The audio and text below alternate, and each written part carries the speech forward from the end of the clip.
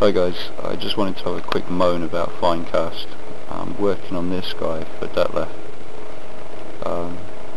and during the cleanup process, just getting him off the sprue and tidying him up, I'm just being reminded over and over how much I just dislike finecast.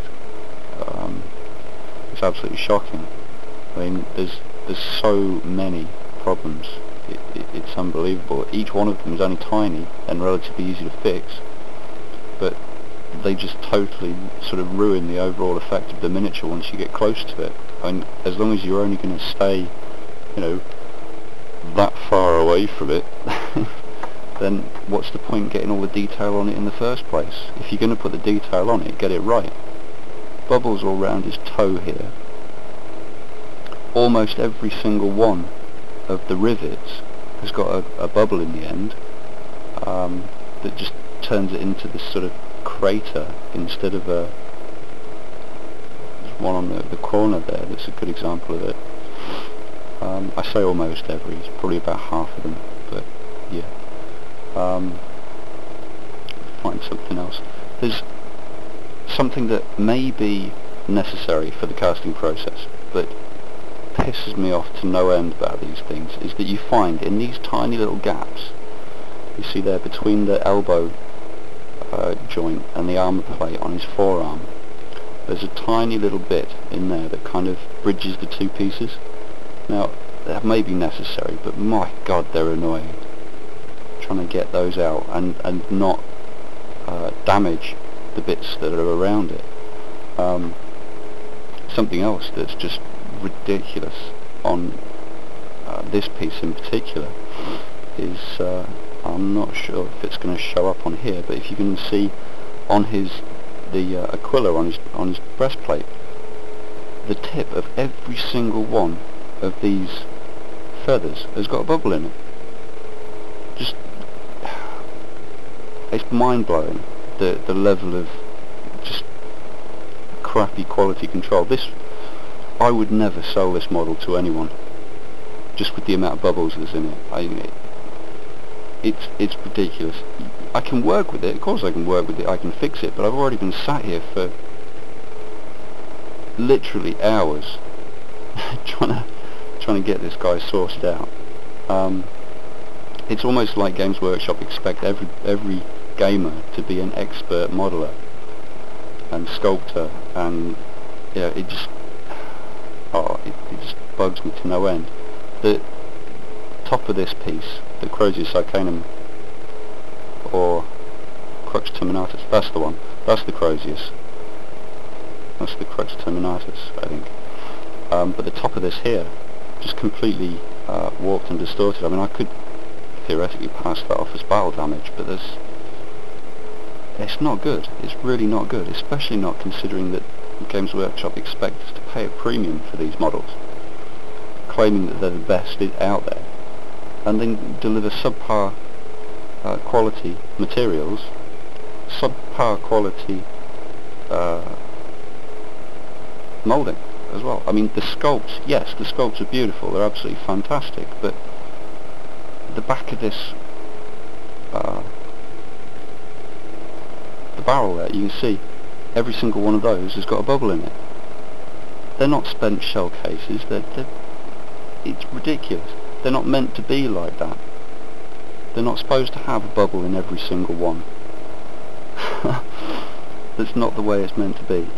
And just things like on here as well, I don't know if you can see, there was a mould line that was going up here, and it wasn't anything spectacular, nothing really to complain about.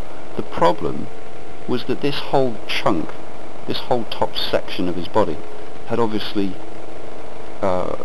shrunk a bit. Like it's sort of on the flat edges that are supposed to be flat, it was actually sort of concave.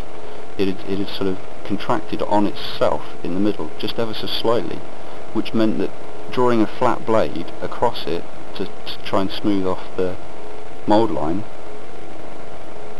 wasn't working, because I had to effectively cut in to these two flat edges that are supposed to be straight edges to get the mould line flattened, and yes, it's not somewhere that's going to be that visible because the arm's going to go over the top of it, but that's still, there's problems like that all over the place.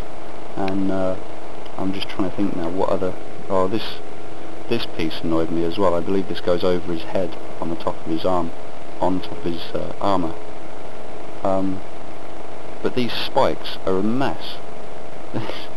the bubbles in the tips that have ruined the points, this one in particular, I know this camera isn't great, so it might not be showing up very well, but I mean, this is, I can straighten that out by warming it up, but again, that's work that shouldn't have to be being done, given the price of these miniatures in the first place, and that calling it finecast, just utterly ridiculous.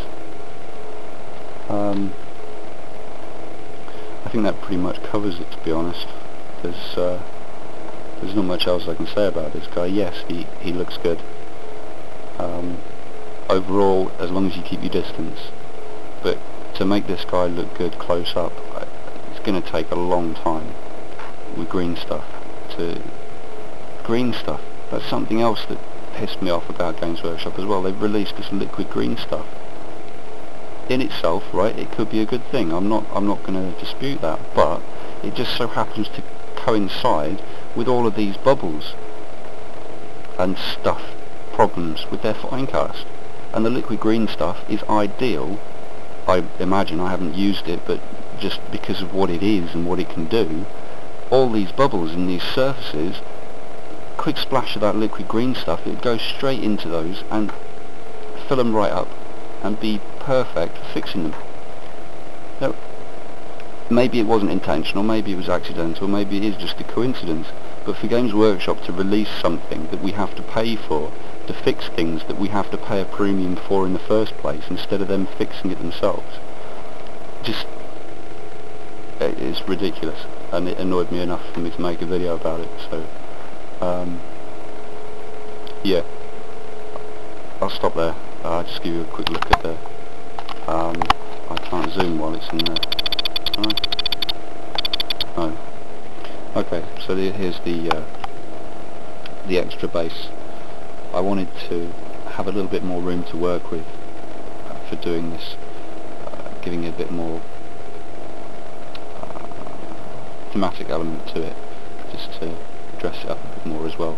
He comes with this base, but his footprint makes it so that there's not a huge amount of space on this base to dress it up. There will be some work done on it, but probably not as extensive as this, but this will just drop in for display purposes, drop in there quite snugly, and yeah, this will be dressed up. Down here we've got just a boot and a head from a zombie kit to make it look like this guy's been buried by this sand and rubble for quite some time. But yeah, there's that, just to add a bit extra, and I'm also using this as a test to see how it goes when I start work on this, because if the method of putting this milliput down first to give it a kind of undulating surface, then put the sand down over the top, stops it being completely flat, and also I think will make it look pretty effective. But we'll see how that goes. That's kind of a test piece. I did actually get these bases, I got 3 of them, to use as filler bases for my men-at-arms, for my Bretonnians, which nicely leads into I'll just tag this on the end of this video, why not? These guys. This one in particular was modelled to represent King Leonidas, the Spartan king, the plume, the cape.